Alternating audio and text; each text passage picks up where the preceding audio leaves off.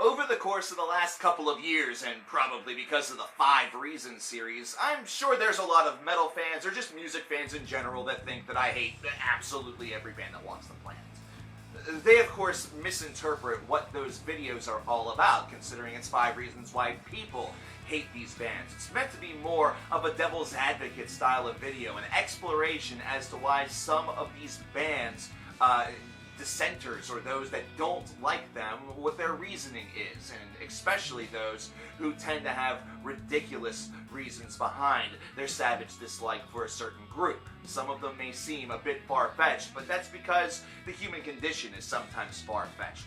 Really, whenever it comes to bands that I genuinely dislike, I can't even count that on 2 hands. In fact, I can barely do it on 1. There's really only about 7 that I can think of off of the top of my head that certainly seem to aggravate me and bring my piss to a boil enough to consistently talk about it. And the one band that's going to be strangely absent from this list that I've covered in the past is Black Veil Brides, or maybe a band also such as Sleeping with Sirens. These are just groups that I'm not necessarily a fan of the music all of that much, but I can kind of understand why some folks would gravitate to it. You know, the Black Veil Brides, of course, were kind of revitalizing a little bit of the glam culture. It was, you know, not all of that terrible. Their last album was actually kind of listenable. They're a band that I still go back to, you know, every so often, so I can't classify them as part of this list. Sleeping with Sirens is definitely within that same realm. None of their albums have really been listenable to me, but I don't have any sort of bane with them. Nothing really brings me to a boil, aside from the fact that the fan base is a bit absurd, and really that's something that has since ended.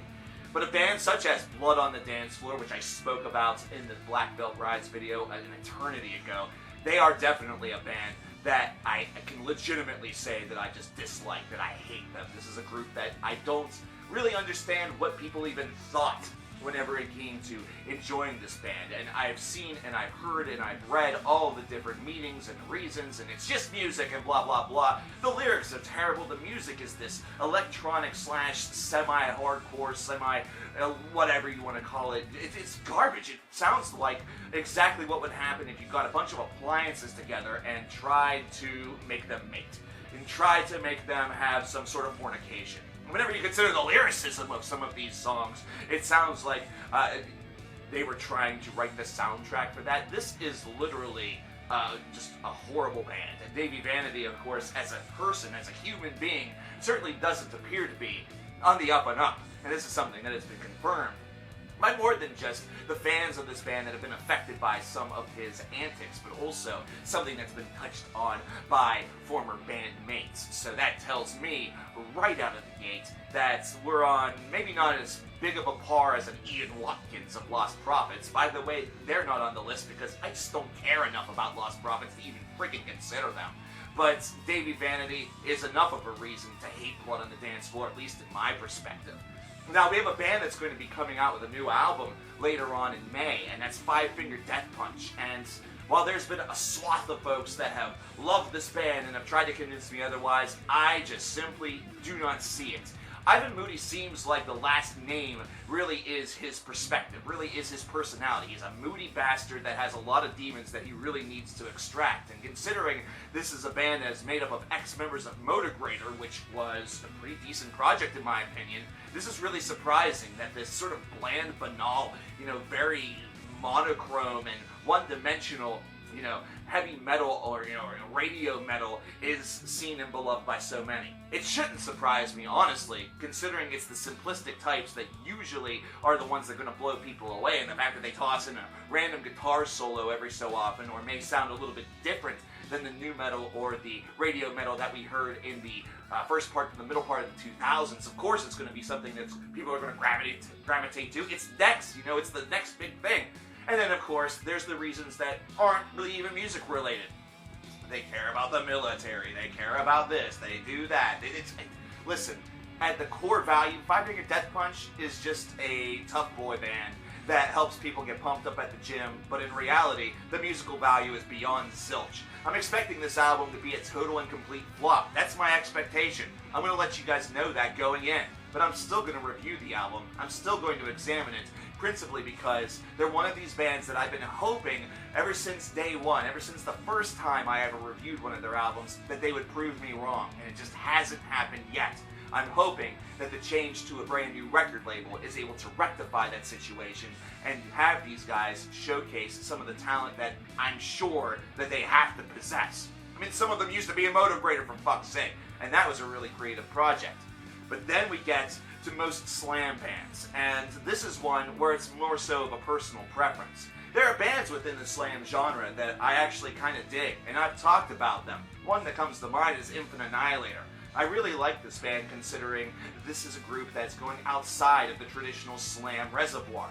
Sure, they employ all of the different hallmarks that this sub-genre of music and of heavy metal really employ, but it's still just the way in which it's executed. It's done so with a nice flavor of balance. It's not one that has to be absolutely over-obsessed with the over-the-top pig squeal vocals, the brutality has to be at top-notch. Instead, they're able to use atmosphere in order to help bolster this out just a little bit, and give it a little bit more in the way of variety.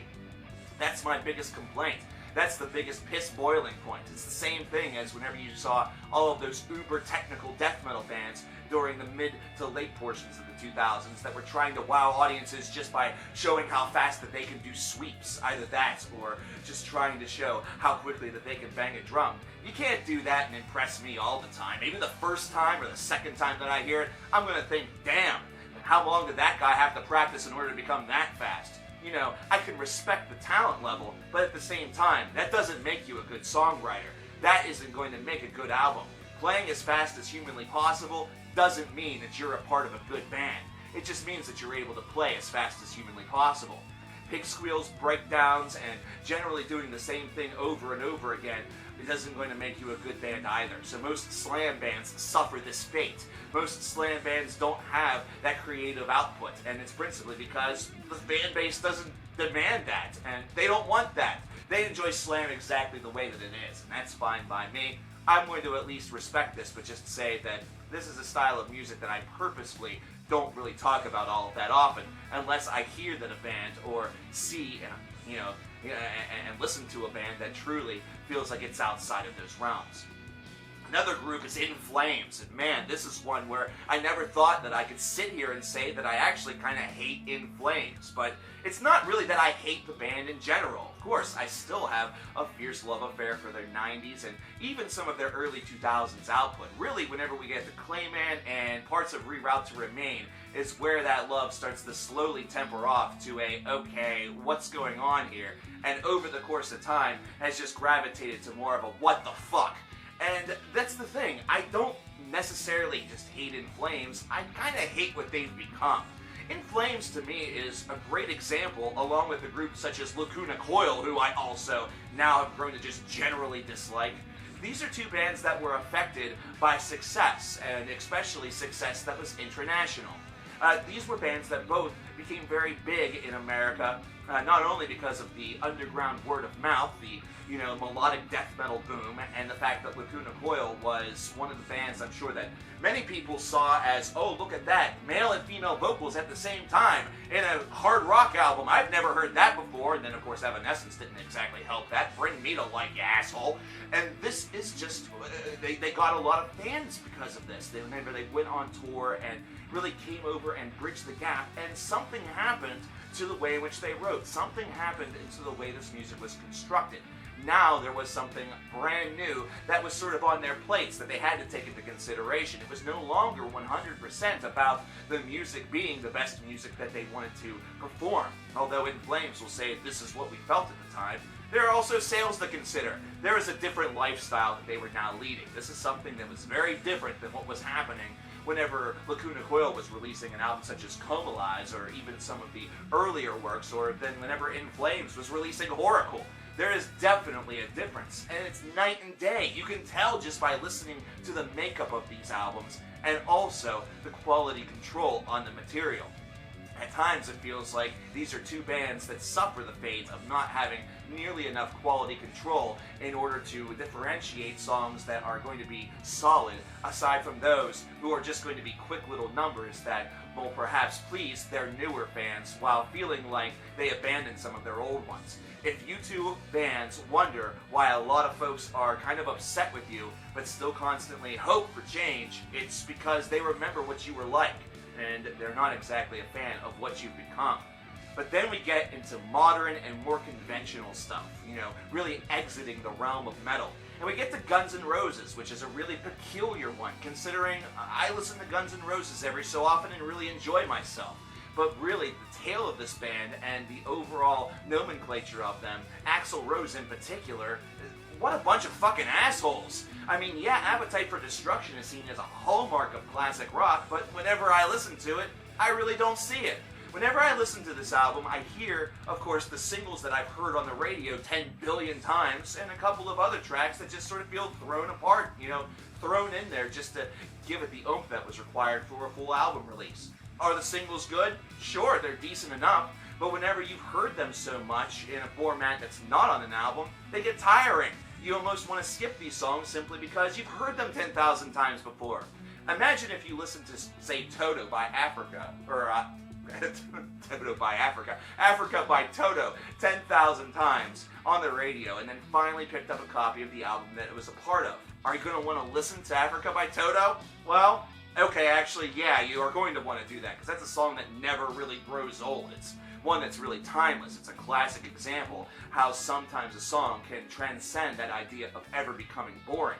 Will you eventually maybe want to gravitate more towards some of the other songs on the album and leave Toto in the dust, leave it behind for a more appropriate situation? Sure, I think that's definitely true. But with Appetite for Destruction, there's so many songs that you've heard so many times before, you're practically skipping half of the album. And then we get to Use Your Illusion 1 and 2.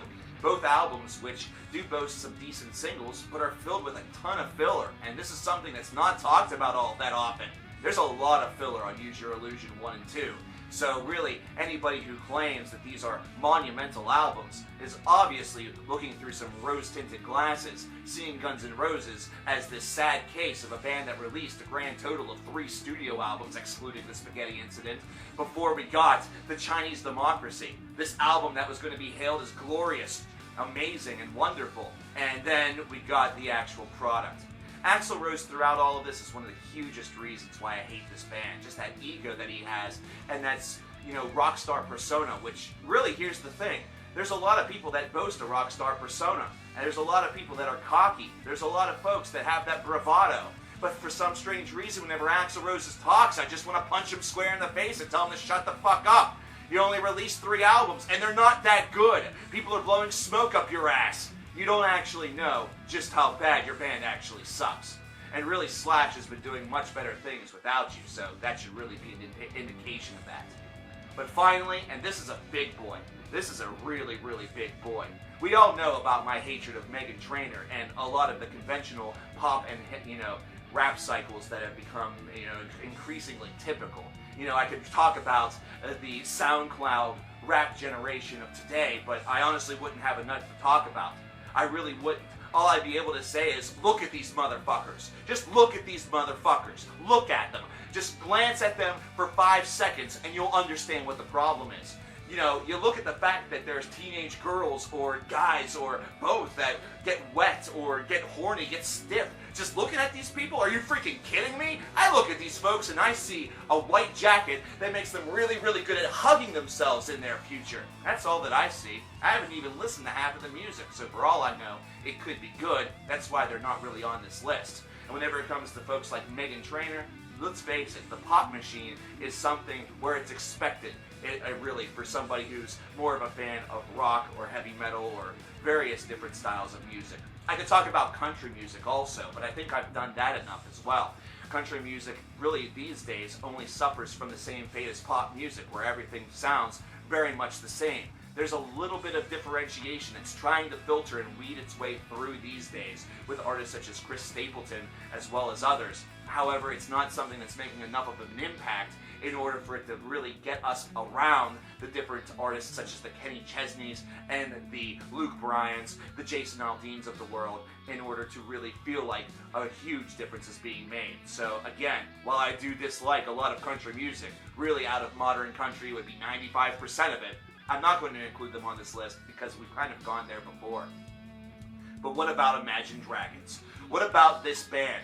Man, I remember whenever their first album came out. I remember Radioactive being a song that I jammed to quite a bit. I really liked what this song did. The Pittsburgh Penguins used it as a way to hype up the games being showed on Root Sports here in southwestern Pennsylvania. It was something that was used as a bit of a rallying cry, and it was just this great song that also got a superstar treatment at the Grammy Awards, with them playing that alongside of Kendrick Lamar rhyming over top of it. That was awesome! But what the fuck, this band, everything else that they've done has been abysmal! It's been absolutely terrible!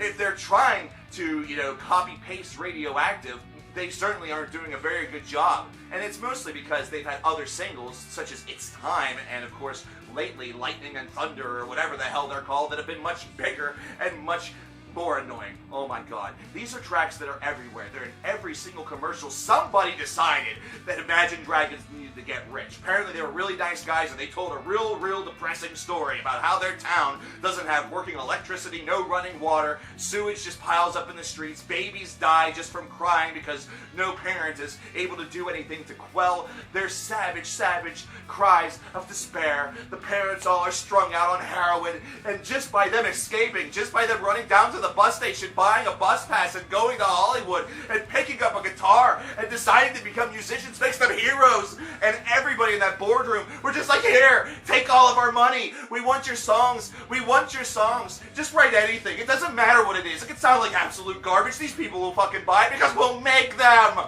This is a manufactured band as it stands. It is the perfect example of a group that somehow, some way got over, but they got over in all the wrong ways. Radioactive in its time were decent enough singles, but now it's fallen victim to what traditionally happens in pop radio these days.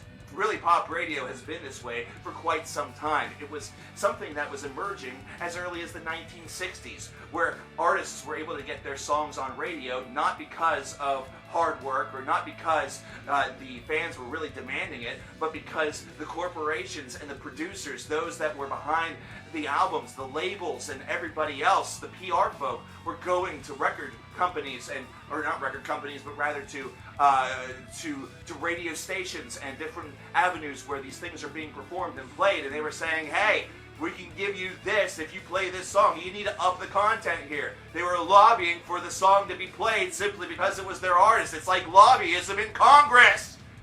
Wow. Whenever you think about it, sometimes the record company and that whole business is a lot like what's going on in Washington, and it's not good. But nothing brings my piss to the boil whenever somebody says they actually like Imagine Dragons. This band is awful. They have one song that I actually find to be halfway tolerable. The rest of it just sounds like wuss rock. It just sounds like a bunch of crap. And whenever we are on the topic of wuss rock, what about those little guys that will say, I can treat you better than he can? Just because you have an acoustic rock or an acoustic guitar does not mean that your dick is bigger than somebody else's, and it doesn't mean you can treat somebody better. Why don't you use actual lyricism that is going to reflect the situation? I'm going to claim that I can treat you better. That way you'll leave your current person that you're with and come with me. And then we're going to have a nice tight relationship for about a week until that honeymoon phase and that luster really starts to rust. And then all of a sudden I'm going to become a raving douchebag that starts to sing the same song, the same repetitious, idiotic pop song, this to some other girl that I happen to see at the mall or that I happen to see while I'm at Walmart. Yeah, that's what that means. It's just a song to make little teenage girls or teenage gay guys get wet, considering it's a male artist. And it's something that would have been the exact inverse if it would have been a female artist. It's just something to make a bunch of dudes get super rock hard and say, man, if I just had one night with Beyonce, yeah, well, Jay-Z would hopefully go a little bit back to his old school roots and bust a cap in your ass. But Imagine Dragons, going back to that, what's the real difference? What's the real difference? They're not talking about treating people better. They're instead saying, lightning in the thunder, lightning in the thunder. What the fuck? What? This is music these days? This is where we are? This is where we are? I mean, I understand. Some songs were just, no, a notorious. But really, picture the beat, picture the musical construction of Notorious by Duran Duran, and then look at Lightning and Thunder, whatever the hell that song is even called by Imagine Dragons. They're night and freaking day. It's heaven and hell. Heaven is notorious. Hell is listening to Imagine Dragons for all eternity. They might be the worst band on the planet right now. They may have superseded Nickelback, because here's the thing. Who's not on this list? Nickelback. You know why they're not on this list? Because around, whenever you strip away all of the memes, whenever you strip away all of the conversation about Nickelback producing essentially the same album over and over again, whenever you take away all of that commentary, some of which is true, others of which is false, they're really not all that bad. They're not a bad band. They're a group that applies to some people. They're a group that applies to those that like a simplistic formula. You could say that about Imagine Dragons, but you would be wrong. Those are for freaking brain-dead morons. So yeah, whenever you listen or watch a 5 Reasons video, understand, most of the cases and most of the time, I don't dislike those bands. I don't hate them. But these 7, and really one of which encompasses a part of a subgenre, man, these 7 get my piss going to a boil. Some of them for really silly reasons. Some of which, there are really reasons that if something were changed, I would probably take them off of this list, and it would be even smaller. I don't hate a lot of bands. There's no point. Mostly because if I just simply dislike them for the music, do I actually dislike them as as people? And if I dislike their music because of messages or values, does that really make a qualifiable argument either as well? This is something where there needs to be at least 2 or 3 different points. Either that, or something that has truly made me go and flip-flop to the dark side. But as you can see, once you're in the dark side, you better request to get yourself out of it. What are some bands that you hate? What are some groups that, whenever you actually examine them, you realize that you'd be better off without them in your life? And you'd really think that they would be better off if they weren't even making music in this world any longer. Let me know in the comments box below. I know that there's been a lot of blind rage, some vitriol, just some savage conversation within this video.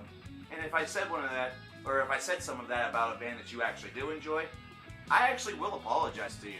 Principally because it's just an opinion. And opinions are like assholes. They're all different, and we all have one. So if you end up liking some of the bands that I listed, good for you. I'm not discouraging you. I'm not saying that you shouldn't, even though I did say that, people that listen to Imagine Dragons were idiots. You should still listen to music because you enjoy it. Not just because some record company has paid $100,000 to a radio station to have a song played 4 times every goddamn hour. I'm CoverKillerNation. I'll talk to you next time. Take care.